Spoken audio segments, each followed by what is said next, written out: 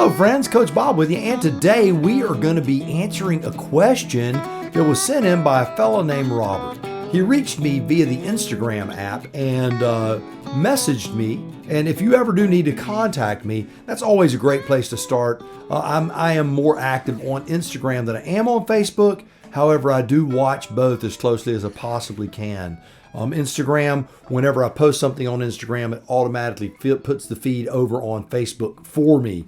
But without further ado, let's look at Robert's question. So get the old phone out, open the Instagram application, and here's what it says. Coach Bob, I love you and Coach Vic. I watch all of your videos. I'm from Montreal, Quebec, Canada, and I'm going to get my CanAm license next summer and start riding a CanAm. My question is, as a first-time CanAm buyer and rider, what advice can you give me for buying my first CanAm? I am new to riding. To which I responded, hi Robert, that's a great topic for a video. I'll have that video up this Wednesday just for you. For any of you CanAm geniuses out there, you can go ahead and light up that comment section and tell Robert what you think he should do. But I'm going to tell him what I think right after this.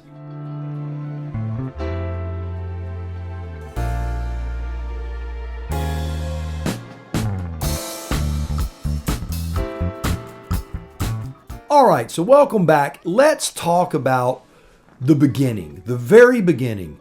You know, and I learned years ago that a lot of times we forget where we started out. I was a guitar instructor back in another lifetime when I had a lot of hair and was playing in bands and all that sort of thing. I remember learning as a guitar instructor. I watched a master instructor teach one day. And the first thing he did was teach his guitar student how to tune the guitar. I had forgotten that everyone didn't know how to tune a guitar. Going back to the very foundation, the fundamental principles of guitar was something I had completely forgotten. It led me to a quest to go back to the very beginning so that I could be a better teacher and help people really learn the craft from start to finish. So let's help Robert with that same kind of mindset. So the first thing you have to do, Robert, I'm going to say is this. What kind of riding are you going to do? Is the first question you have to ask yourself. The second question is, what is my budget? So let's say that, you know, you're really going to be more in town, cruising around, doing your thing, running up to Sonic, getting a hot dog and a Route 44 cherry limeade. Well, you know what? You probably don't need anything more than a Riker. Now, when I say that, I'm not belittling the Riker. I'm just saying the Riker is not necessarily a touring machine. So the Riker, you look at your budget. Can you afford the 900? Can you afford that fancy rally edition? Or are you looking at a 600? There's nothing wrong with the 600. I know a lot of people put them down. They say this, they say that. But if you're just riding around town, 600cc is plenty of motorcycle. So let's make the general assumption that you have picked a budget and you go, okay, my budget is $17,000 and I've decided I want to tour.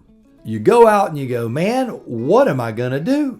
Everything is $30,000 and more for a Spyder. And I don't even know how to ride.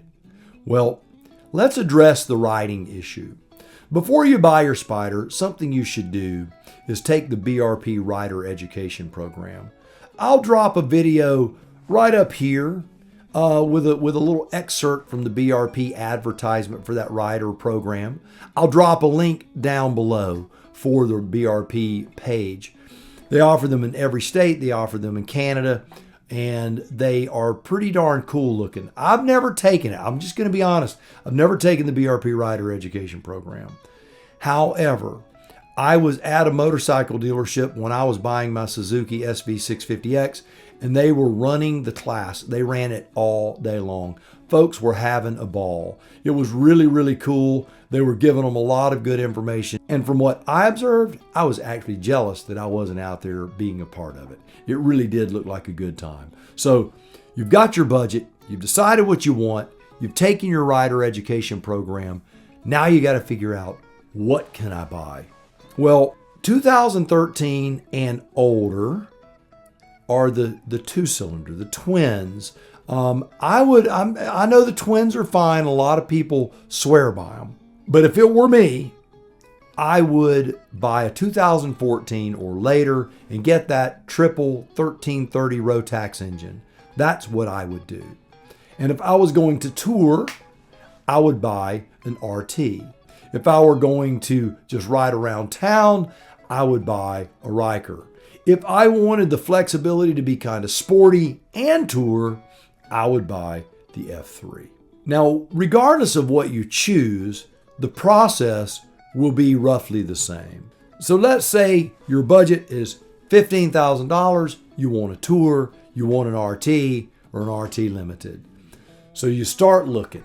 I'm going to tell you need to do a market analysis. You start picking 2014 through 2019, go on to Cycle Trader, start looking within 250 to 300 miles of where you are, and you'll probably find a handful of them right now. But I have seen movement in the market and things are improving. I believe the prices of the CanAm Spyder, as with all motorcycles, are going to come down. The economy and the market just can't withstand this sort of inflating of the prices of motorcycles. I don't think it can sustain it, and I think that once the COVID thing starts to work its way back down to a little more normalcy, that we are going to see a lot of used motorcycles on the market where people impulse bought. So you start looking, you find something, it's 300 miles away.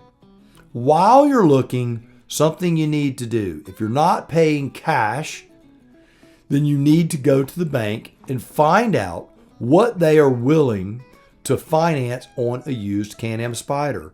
You could talk to a loan officer, you break down those years, the 2014, 15, 16, 17, 18, 19.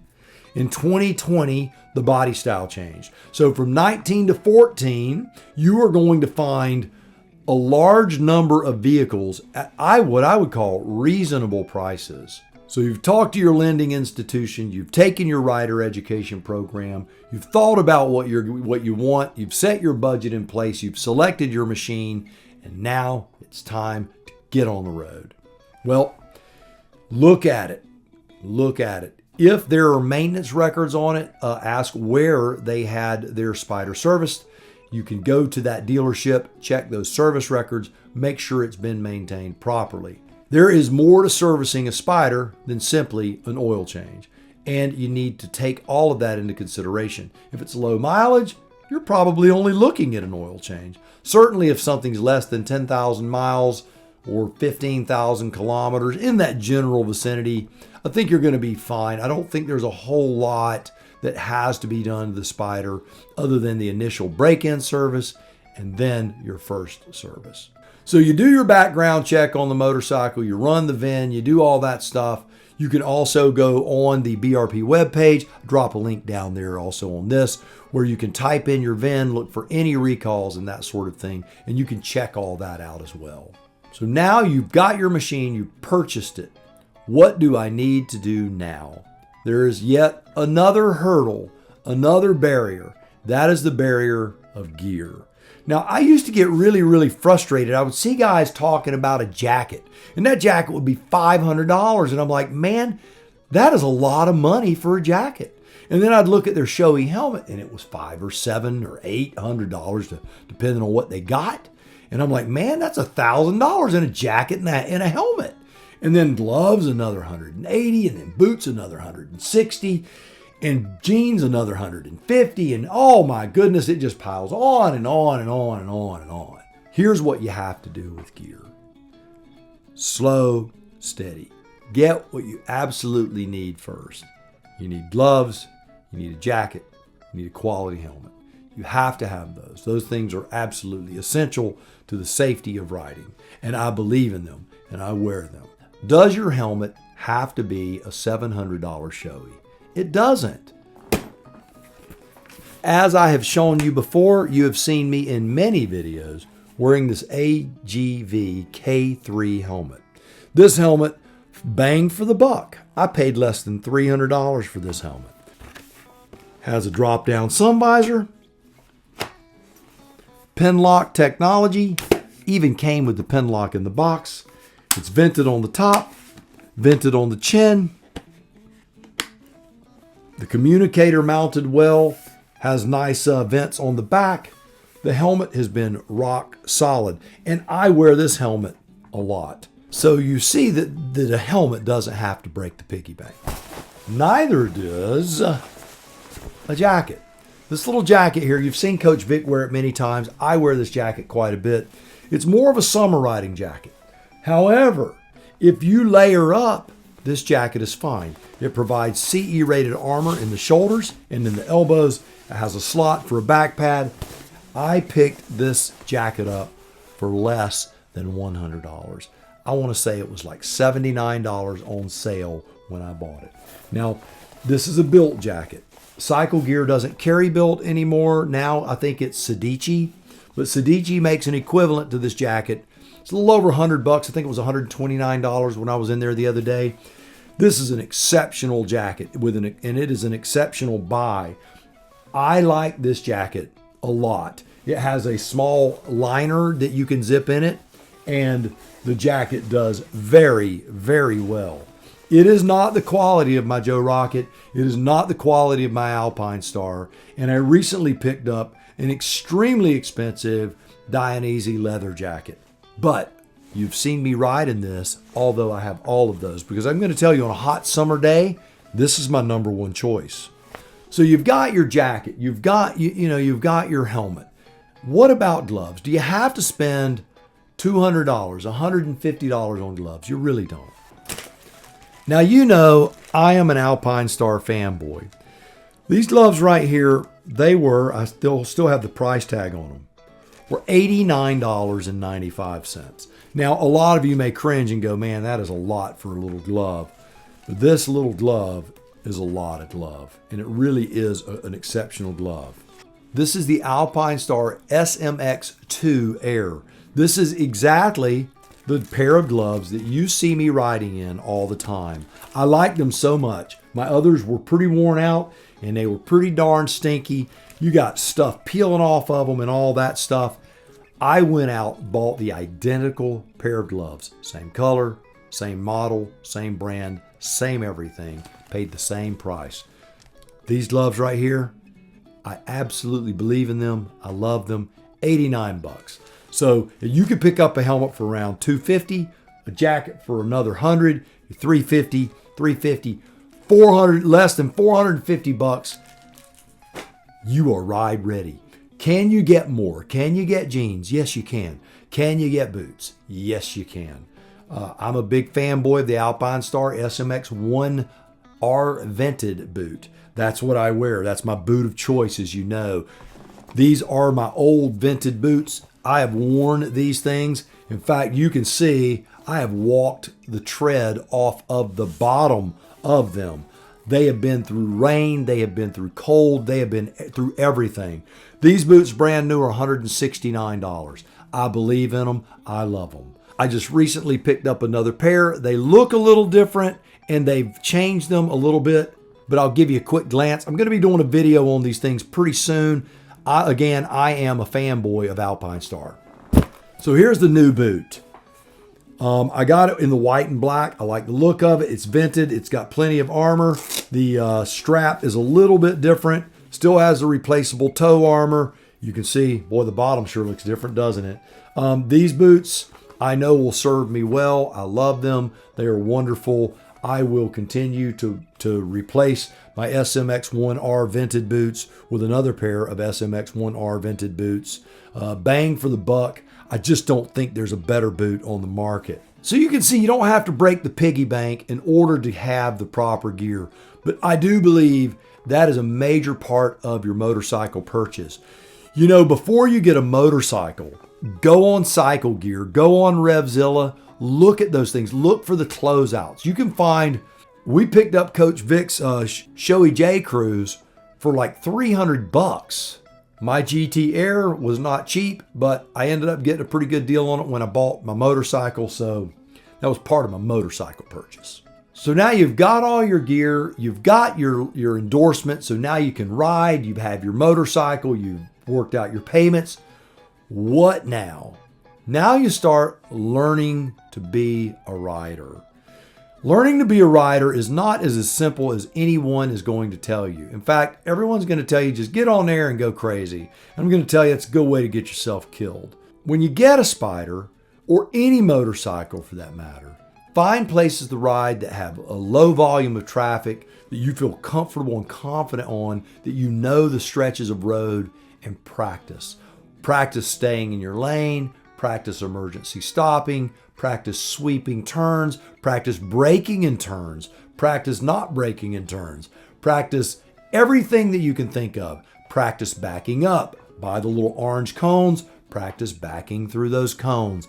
All of those things, those fundamentals that you will create muscle memory so that as you become a more experienced rider, when something bad happens, you're driving down the interstate and the idiot in the pickup truck that has washing machine in the back and his tailgate is hanging off and the washing machine falls out of the back of the truck. You don't have to hit the washing machine because you have practiced your riding skills. You know how not to follow too close. You know proper braking. You know proper steering. You know all of those things, and those things will save your life. I am in the process of putting together a video that's been in the process for a long time. It's called Yikes.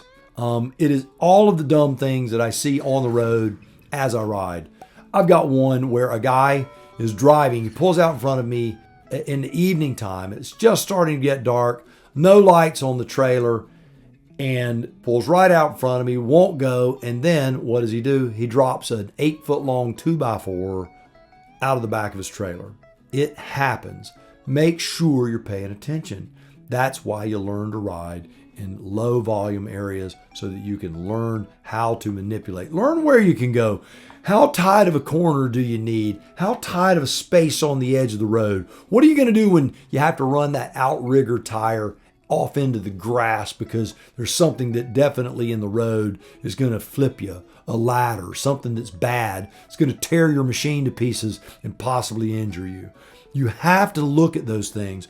Look at how you can get out of situations. So now you've got all of that behind you. You've been practicing. You know how the machine works. You know how it steers. You know how it brakes. You have all of your gear. You've taken care of everything. Now what do? You just enjoy your ride. That's how you buy a Spyder. That's how you take care of it. And that's how you get the gear. And that's how you do all of it. You know you always, of course, goes without saying, although I will say it before we close up, you do have to maintain everything. Keep an eye on your tread, on your tires. Always do a pre-ride inspection every time you ride. Check brake lights, blinkers, headlights, dipper, and high beam. Always check those things. Look at your tires. Look for anything that might be sticking in them. Look for low pressure, that sort of stuff. So there you have it. Really, that's pretty much start to finish. I know, Robert, you can do this and you're going to do great. And I can't wait to get that email or that message from Instagram sending me pictures of the motorcycle of your dreams. So for the rest of y'all, do like Robert. Go out, buy the motorcycle of your dreams, eat right, take care of yourself, and remember, if you're not having fun, you are doing it wrong. I will see you on the road real soon.